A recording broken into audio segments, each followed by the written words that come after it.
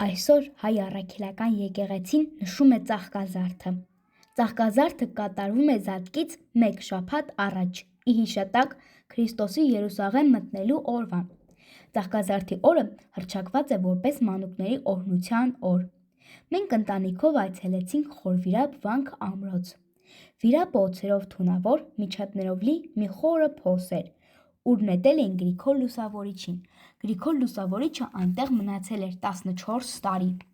Հետադարձի ճանապարհին որոշեցինք այցելել Հայաստանի պատմական մայրաքաղաքներից մեկը՝ Դվին։ Այն հիմնադրվել է 4-րդ դարի առաջին կեսին։ Միջնադարյան Հայաստանի Դվին մայրաքաղաքի ավերակները գտնվում են Վերին Դվին Հնաբերդ, Վերին Արտաշատ Նորաշեն Ագեստան գյուղերի տարածքներում։